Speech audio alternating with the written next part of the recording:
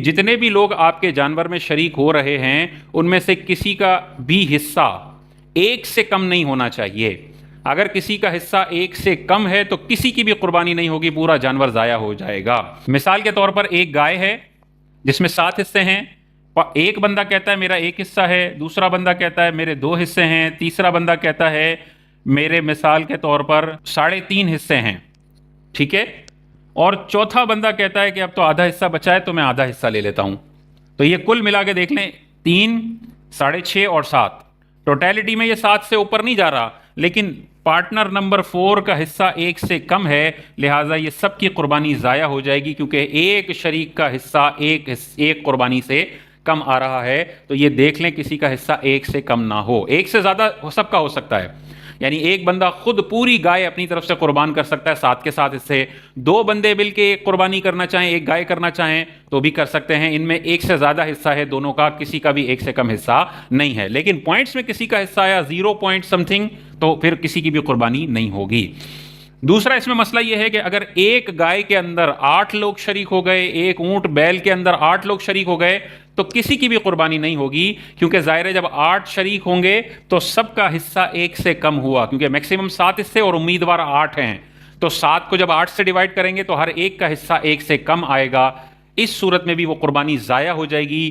پورا گوشت بھی صدقہ کرنا پڑے گا, کچھ بھی نہیں کھا سکتے, اور نیا جانور لانا پڑے گا. اس کی قربانی ویلڈ نہیں ہے, آپ کا واجب ادا نہیں ہوا. تیسری سب سے امپورٹنٹ چیز ہے کہ اگر آپ کے 7 پارٹنر جو ہیں جس جانور کے اندر, ان میں اگر کوئی کافر آ گیا ہے تو سب کی قربانی ضائع ہو جائے گی. گوشت بھی صدقہ کرنا لازم ہے, کچھ بھی نہیں کھا سکتے, اور نیا جانور لانا پڑے گا. تو غیر مسلم تو قربانی کرتے نہیں ہیں, لیکن بعض اوقات مسلمان نام کے ہوتے ہیں, حقیقت میں وہ خدا نخواستہ قادیانی ہے اور وہ آپ کے جانور میں شریک ہو گیا تو پورا جانور ضائع ہو جائے گا, نیا جانور لانا پڑے گا. یا مثال کے طور پہ کوئی ایسا بندہ ہے جو قرآن کی تحریف کا قائل ہے, یہ قرآن زیادہ تھا, صحابہ نے معاذ اللہ اس کو تھوڑی سی آیتیں چھپا لی ہیں, تو قرآن کی تحریف کا جو قائل ہو یہ کافر ہے, غیر مسلم ہے. بظاہر اس کا نام عبد الرحمن ہوگا لیکن حقیقت میں وہ مسلمان نہیں ہے. ایسا بندہ اگر آپ کے جانور میں شامل ہو گیا, پورا جانور پلید ہو جائے گا, قربانی کے قابل نہیں ہے, اس سے واجب ادا نہیں ہوگا, یہ پورا گوشت صدقہ کرنا پڑے گا.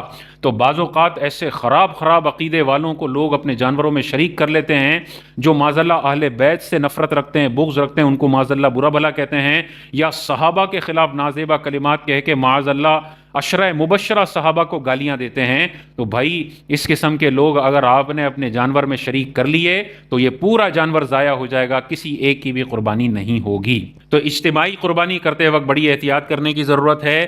ایسے اداروں کا انتخاب کریں اجتماعی قربانی میں جو اس بات کا خیال رکھتے ہوں کہ کوئی چرسی موالی اٹھ کے جانور میں شریک نہیں ہوگا. چلیں چرسی موالی ہے لیکن عقائد کے اعتبار سے اس میں اتنا بگاڑ نہیں ہے کہ جو حد کفر تک ہو اور انسان کا پورا جانور ہی برباد کر دے.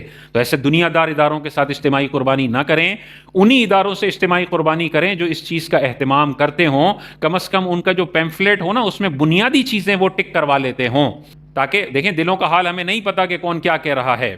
تو اگر دل سے وہ چھپا لیتا ہے اور آپ کے جانور میں شریک ہو جاتا ہے پھر تو آپ کو پتہ ہی نہیں ہے, تو آپ اسے مسلمان سمجھیں گے. کسی سے یہ بڑی بدگمانی کرنا کہ یہ کافر ہے معاذ اللہ, یہ تو بندہ خود کافر ہو جائے گا جو کسی مسلمان کو کافر سمجھے. ہمیں یہ بدگمانیاں نہیں کرنی, لیکن جس کے بارے میں کنفرم پتہ ہے اس کا ظاہر ایسا ہے, وہ ایسے گستاخیاں کرتا ہے, وہ ایسی ویڈیوز فیس بک پہ شیئر کرتا ہے جس میں یہ ساری توہین آمیز چیزیں ہو رہی ہیں, اس کو جانور کو, اس بندے کو اپنے جانور میں شریک کرنے میں احتیاط کریں. شرکت کے حوالے سے اگلا مسئلہ ذہن میں رکھیے گا کہ قربانی کی نیت بھی ہو سکتی ہے اور عقیقے کی بھی نیت ہو سکتی ہے, لیکن ٹوٹل 7 سے اوپر نہیں ہونا چاہیے. تو کوئی یہ کرتا ہے کہ یار 5 ہم قربانیاں کر لیتے ہیں 5 لوگ, اور ایک بندہ اپنے بیٹے کا عقیقہ بھی کر لیتا ہے, اس کے 2 حصے ڈال لیتا ہے. تو عقیقہ اور قربانی ایک ہی جانور میں مکس ہو سکتے ہیں لیکن 7 سے پلس نہیں ہونا چاہیے. چھٹی چیز اس میں ذہن میں رکھنی چاہیے کہ ہم نے پڑھ لیا کہ اگر کوئی شرعی فقیر قربانی کی نیت سے جانور خرید لیتا ہے تو ویسے اس پر قربانی واجب نہیں تھی, لیکن جیسے ہی وہ جانور قربانی کی نیت سے خریدے گا تو اس پورے جانور کی قربانی اب اس پہ واجب ہو جائے گی. اب اس کو بیچ کے پیسے جیب میں نہیں ڈال سکتا, اب قربانی کرنی ہے. تو اگر شرعی فقیر نے جانور قربانی کی نیت سے خرید لیا تو اب وہ اس جانور میں کسی کو بھی شریک نہیں کر سکتا ہے, کیونکہ اس پورے جانور کی قربانی اس بندے پر واجب ہو چکی ہے. اب وہ یہ نہیں کہ جانور خرید لیا, گائے خرید لی اور بعد میں وہ مزید 6 لوگوں کو شامل کر کے ان سے پیسے لے رہا ہے. فقیر اگر جانور کی قربانی کی نیت سے جانور خرید لے تو وہ دیگر لوگوں کو اپنے جانور میں پارٹنر نہیں بنا سکتا. یہ 7 حصے اگر غنی جانور لے اس کے لیے ہیں. فقیر اگر قربانی کی نیت سے جانور لے تو وہ دوسروں کو اس جانور کے اندر پارٹنر نہیں بنا سکتا اگر خالصتاً اس نے پورا جانور اپنی قربانی کی نیت سے خریدا تھا.